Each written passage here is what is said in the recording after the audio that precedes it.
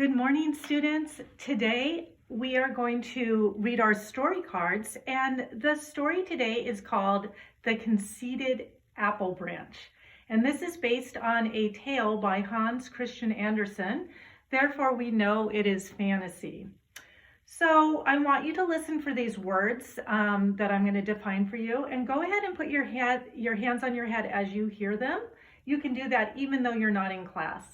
The first word is conceited. Someone who is conceited is too proud of himself or herself. That means they think they're better than everyone else, or they think that they are really better than they are at something. The second word is plant. A plant is a living thing that usually grows in the ground. Trees and flowers are plants. Okay, so here we go. Long ago, there lived a pretty apple branch covered with soft pink blossoms. My flowers are the most beautiful, the conceited apple branch would always say. Did you put your hands up for the word conceited? They are the prettiest flowers in all the land. One spring day, a carriage stopped under the apple tree and a young princess got out. This apple branch is a lovely sign of spring, said the young princess. I must bring it back to the castle. Back in the castle, the princess placed the apple branch in a vase near an open window. Here, the apple branch could look out at the fields filled with a variety of flowers and plants. Did you hear the word plants? The apple branch became even more conceited. There's that word again.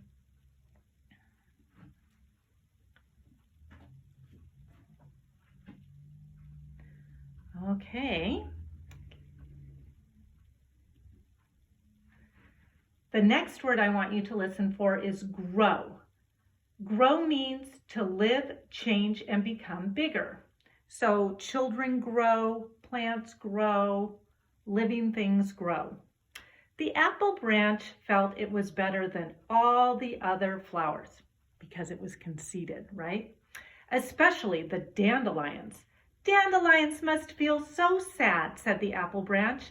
They are only weeds that grow in fields, ditches, and even between stones. Did you hear the word grow? The princess only brings the most beautiful flowers into the castle. There is a big difference between dandelions and me. A big difference, said the sun, who was listening. Let me show you something. The sun pointed to an old woman in the field digging up some dandelions. That would be this lady right here. The old woman has no money, said the sun. She will use the roots to make a warm drink and the leaves to make a fresh meal. Do you see the beauty of the dandelion? Do you see how the dandelion helps? Asked the sun. Yes, the dandelion is useful, said the apple branch, but it is not as beautiful. But it is not beautiful like I am. So we can tell that this apple branch is very conceited.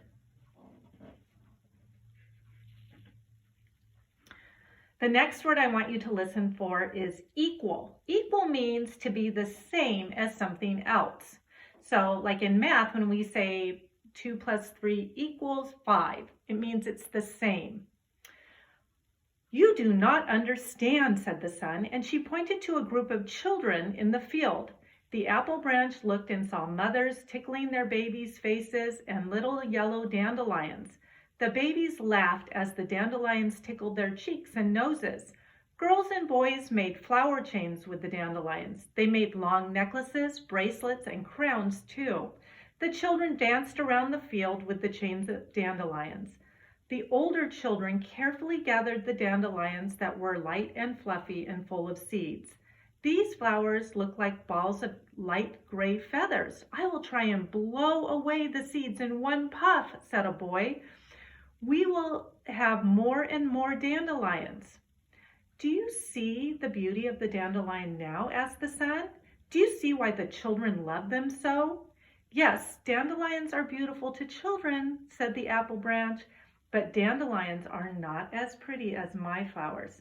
Their beauty is not equal to mine. Did you hear the word equal?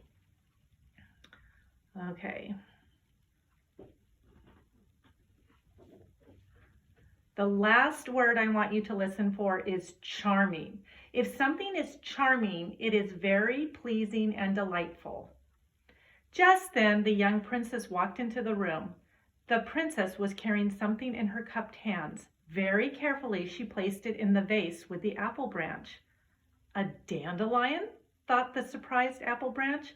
But the princess only brings the most beautiful flowers into the castle. How beautiful the apple branch and dandelions are.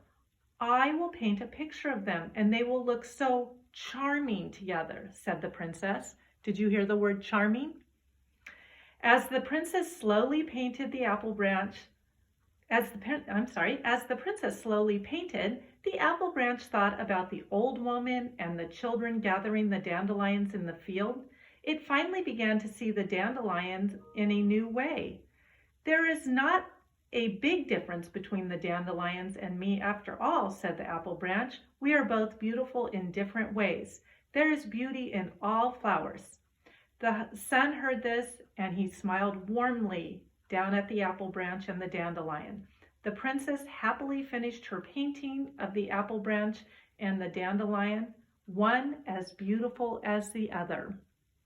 And I think the moral of this story is that everyone is beautiful in their own way. And it is good that we don't all look the same and we don't all have the same talents. God created us beautiful and different. So I want you to remember that as you look at things that are different than what you have, they can still be beautiful.